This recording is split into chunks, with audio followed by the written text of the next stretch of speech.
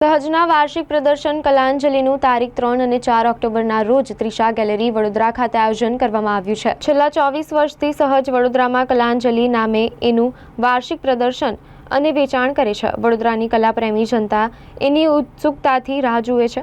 ગયા મહિને વડોદરાની પૂર અને કુદરતી આફતને કારણે સહજનું પ્રદર્શન મોકૂફ રાખ્યું હતું। ત્યારબાદ અનેક મિત્રો, શુભેચ્છકો અને વર્ષોથી સહજના ઉત્પાદન ખરીદતા ગ્રાહક મિત્રો સહજને પ્રદર્શન યોજવા સંપર્ક કરતા રહ્યા। એમના પ્રેમ અને આગ્રહને કારણે સહજનું વાર્ષિક પ્રદર્શન કલાંજલિ આ વર્ષે તારીખ 3 અને 4 ઓક્ટોબરને રોજ વડોદરાની ત્રિષા ગેલેરી ખાતે આયોજિત કરવામાં આવ્યું છે।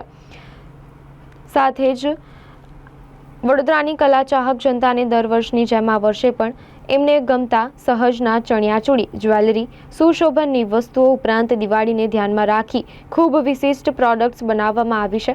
બાળકો માટે ઢીંગલીઓ આ વર્ષનું વિશેષ આકર્ષણ છે।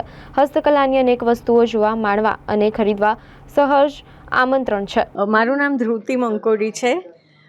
હું છેલ્લા 26-27 વર્ષથી જ્યારથી આ લોકો આવે છે સહજ દાહોદથી, તો હું હંમેશા એ લોકોની ફર્સ્ટ કસ્ટમર હોઉં છું। આ વખતે પણ બીડ્સ અને ફેબ્રિકના અને એના બહુ યુનિક એ લોકો ચણિયાચોળી, હેન્ડવર્ક બીડના દુપટ્ટા, આ વખતે ડોલ્સ લાવ્યા છે અને તોરણ ને બધું ખૂબ હોય છે આ લોકોનું।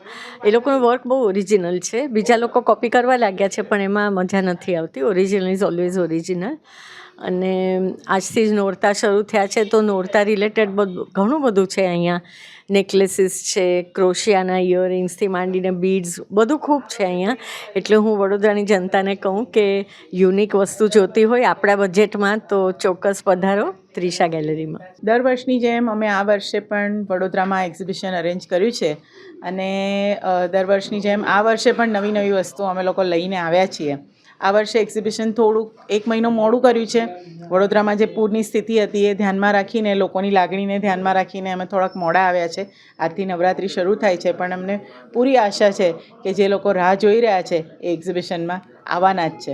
અને નવરાત્રિની સાથે સાથે દિવાળીની પણ આખી રેન્જ અમે લાવ્યા છીએ। અને આ વર્ષનું અમારું જે સ્પેશિયલ છે એ તમે જોઈ શકો કે આ ક્રોશિયો અને બીડ્સની આખી નવી ટાઈપની જ્વેલરી અમે લોકોએ બનાવી છે। અને આ તમે જોઈ શકો કે હાંસડીને બધું કે જે કેઝ્યુઅલમાં બી પહેરી શકો, નવરાત્રિમાં પણ પહેરી શકો। અને એની સાથે સાથે બાળકો માટેની એક રેન્જ તૈયાર કરી છે, એ ડોલ્સની રેન્જ છે। એટલે એની અંદર ખૂબ સુંદર સાડીવાળી, એટલે ઇન્ડિયન ચણિયાચોળી અને ઇન્ડિયન ડ્રેસિંગની અંદર આ બધું અમે તૈયાર કર્યું છે। અને એની સાથે સાથે બેગ્સ ને બધું જે કર્યું છે એની અંદર અત્યારે જે ટ્રેન્ડ છે તેમાં લોકો વધારે રિલિજિયસ બન્યા છે। એટલે રામ, પીસ, લવ એ પ્રકારની લખેલી બધી બેગ્સ છે।